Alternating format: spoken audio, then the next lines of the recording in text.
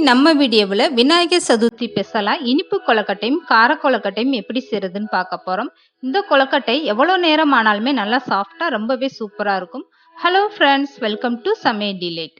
வீடியோக்குள்ளே போகிறதுக்கு முன்னால் நீங்கள் இன்னும் சமையல் டிலைட் சேனலை சப்ஸ்கிரைப் பண்ணலைன்னா மறக்காமல் சப்ஸ்கிரைப் பண்ணுங்கள். ஃபஸ்ட்டு கார கொழுக்கட்டை செய்கிறதுக்காக ஒரு பாத்திரத்தில் 2 ஸ்பூன் அளவுக்கு எண்ணெய் சேர்த்துக்கோங்க. எண்ணெய் சூடானதுமே 1 ஸ்பூன் அளவுக்கு கடுகு உளுந்து சேர்த்துக்கோங்க. இந்த கடுகு உளுந்து நல்லாவே பொரிஞ்சு வரட்டும். இதுக்கப்புறமா 2 ஸ்பூன் அளவுக்கு கடலைப்பருப்பு சேர்த்துக்கோங்க. இந்த கடலைப்பருப்பை நீங்கள் இப்படி வறுத்துட்டு கார கொழுக்கட்டையில் சேர்க்கும் போது நல்ல ஒரு டேஸ்ட் கொடுக்கும். கடலைப்பருப்பு வறுப்படும் போது கொழுக்கட்டையில் நல்ல ஒரு மணமாகவும் இருக்கும். அதனால இந்த மாதிரி கடலைப்பருப்பை வறுத்துட்டே சேர்த்துக்கோங்க. இப்போ கடலைப்பருப்பு நல்லா செவந்து வந்ததுமே ஒரு பச்சை மிளகாய் பொடிசாக கட் பண்ணிட்டு சேர்த்துக்கோங்க. இது கூடவே கொஞ்சமாக கருவேப்பிலையும் பொடிசாக கட் பண்ணிட்டு சேர்த்துக்கோங்க. ஒரு கைப்பிடி அளவுக்கு துருவிய தேங்காய் சேர்த்துக்கோங்க. 1 ஸ்பூன் அளவுக்கு பெருங்காயத்தூளும் சேர்த்துக்கிட்டு எந்த கப்பில் நீங்கள் மாவு அளந்து எடுக்கிறீங்களோ அந்த கப்பில் 1.5 கப் அளவுக்கு தண்ணி சேர்த்துக்கோங்க. இப்போ இந்த கொழுக்கட்டைக்கு தேவையான அளவு உப்பும் சேர்த்துட்டு நல்லா கலந்து விட்டுருங்க. இந்த தண்ணி நல்லா கொதி வந்ததுமே எடுத்து வச்சிருக்க பச்சரிசி மாவை சேர்த்துக்கோங்க. 1 கப் அளவுக்கு மாவு சேர்த்துட்டு ஸ்டவ்வை குறைச்சி வச்சுட்டு இந்த மாதிரி கரண்டி விட்டு நல்லா கலந்து கொடுத்துருங்க. இந்த மாதிரி கைவிடாமல் கலந்து கொடுங்க. மாவு இந்த அளவுக்கு நல்லா கெட்டியாக வந்ததுமே ஸ்டவ்வை ஆஃப் பண்ணிவிட்டு இந்த மாவை நல்லா ஆற வச்சுருங்க. இப்போ அடுத்ததாக இனிப்பு கொழுக்கட்டை எப்படி செய்கிறதுன்னு பார்க்கலாம். இனிப்பு கொழுக்கட்டை செய்கிறதுக்காக வேற ஒரு பாத்திரத்தில் 1.5 கப் அளவுக்கு தண்ணி சேர்த்துக்கோங்க. இது கூடவே 3/4 கப் அளவுக்கு நுணுக்கிய வெல்லம் சேர்த்துக்கோங்க. இந்த வெல்லம் நல்லா கரைஞ்சி வர வரைக்குமே நீங்கள் அடுப்பில் வச்சுட்டா போதும். கம்பி பதம் எதுவுமே தேவையில்லை. இந்த வெல்லம் நல்லா கரைஞ்சி வந்ததுமே இந்த மாதிரி நல்லா வடிகட்டிட்டு எடுத்து வச்சுக்கோங்க.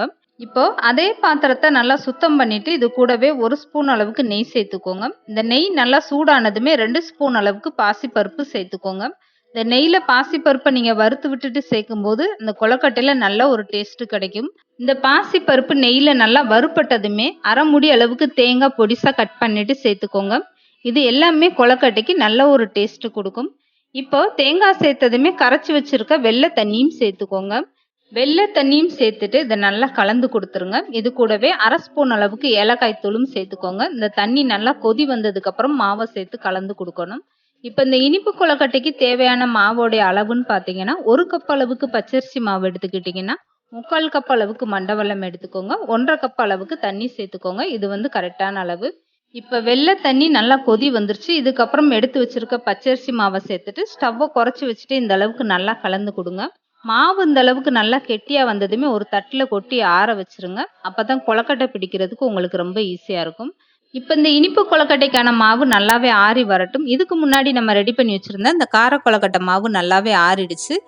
இப்போ இந்த கார கொழுக்கட்டை மாவை நல்லா கையினால் பிசைஞ்சு விட்டுக்கோங்க. கெட்டிகள் எதுவுமே இல்லாத அளவுக்கு நல்லா பிசைஞ்சு விட்டுட்டு இதுக்கப்புறம் நீங்கள் கொழுக்கட்டை பிடிக்க ஆரம்பிச்சுக்கலாம். இப்போ இந்த கொழுக்கட்டை மாவு உங்களுக்கு பார்க்கும்போதே தெரியும் மாவு எந்த அளவுக்கு கெட்டியாக இருக்குன்னு. ஆறுனதுமே இந்த அளவுக்கு உங்களுக்கு கெட்டியாக வந்துடும். கொழுக்கட்டை பிடிக்கும்போது உங்களுக்கு கையில் ஒட்டினா கொஞ்சமாக நீங்கள் எண்ணெய் தடவிட்டு இந்த மாதிரி கொஞ்சமாக மாவு எடுத்து பிடி கொழுக்கட்டையாக பிடிச்சிக்கோங்க. அப்படி இல்லைன்னா இந்த மாதிரி சின்ன சின்ன உருண்டைகளாகவும் நீங்கள் உருட்டி ரெடி பண்ணி வச்சுக்கோங்க. இதே மாதிரி எல்லா கார கொழுக்கட்டையும் நீங்கள் ரெடி பண்ணி எடுத்து வச்சுக்கோங்க. இதுக்கப்புறமா இனிப்பு கொழுக்கட்டைக்கான மாவு நல்லாவே ஆறிடுச்சு. இந்த மாவை நல்லா பிசைஞ்சு விட்டுக்கோங்க. கெட்டிகள் எதுவுமே இல்லாத அளவுக்கு இந்த இனிப்பு கொழுக்கட்டை மாவையும் நல்லா பிசைஞ்சு எடுத்துக்கோங்க. இப்போ கையில் எடுக்கும் போதே பாருங்க மாவு எந்த அளவுக்கு நல்லா கெட்டியாக வந்துருச்சுன்னு. இந்த இனிப்பு கொழுக்கட்டை நீங்கள் பிடிக்கும்போது கொஞ்சமாக கையில் நெய் தடவிட்டு அதுக்கப்புறம் மாவு எடுத்து இந்த மாதிரி பிடி கொழுக்கட்டையாக பிடிச்சிக்கிட்டிங்கன்னா உங்களுக்கு இந்த நெய்யோட டேஸ்ட்டு கொழுக்கட்டையில் ரொம்பவே சூப்பராக இருக்கும். இதே மாதிரி நீங்கள் பிடி கொழுக்கட்டையாக பிடிச்சிக்கோங்க. அதுக்கப்புறம் சின்ன சின்ன உருண்டைகளை அந்த மாதிரி நீங்கள் உருட்டி ரெடி பண்ணி வச்சுக்கலாம். இப்போ இனிப்பு கொழுக்கட்டையும் ரெடி ஆயிடுச்சு. இதுக்கப்புறமா இந்த கொழுக்கட்டை எப்படி வேக வச்சு எடுத்துக்கிறதுன்னு பார்க்கலாம். இப்போ இந்த கார கொழுக்கட்டை வேக வைக்கிறதுக்காக ஒரு பாத்திரத்தில் கொஞ்சமாக தண்ணி சேர்த்துக்கோங்க. இந்த தண்ணி நல்லா சூடாகட்டும். இதுக்கப்புறமா நீங்கள் இட்லி தட்டில் கொஞ்சமாக எண்ணெய் தடவிக்கோங்க. அதுக்கப்புறம் கார கொழுக்கட்டையெல்லாம் இந்த மாதிரி ஒவ்வொன்றா அடுக்கி விட்டுட்டு மூடி போட்டு வச்சுருங்க.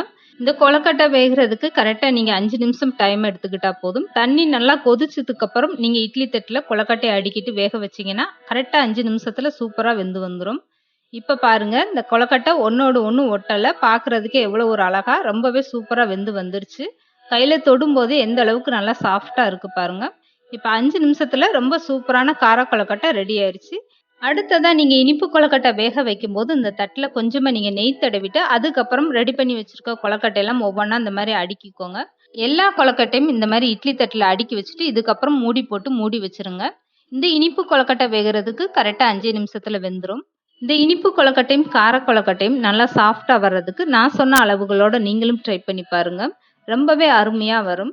இப்ப பாருங்க 5 நிமிஷத்துல இனிப்பு கொழுக்கட்டையும் நல்லா வெந்து வந்துருச்சு. கையில தொடும்போதே எந்த அளவுக்கு நல்லா சாஃப்டா இருக்கு பாருங்க.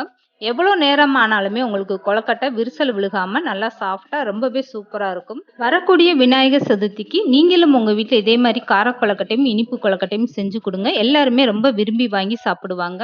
அந்த அளவுக்கு இந்த கொழுக்கட்டை நல்லா சாஃப்டா இருக்கும். இந்த வீடியோ பிடிச்சிருந்தா லைக் பண்ணுங்க, ஷேர் பண்ணுங்க. மறக்காம சமையல் டிலைட் சேனலை சப்ஸ்கிரைப் பண்ணுங்க.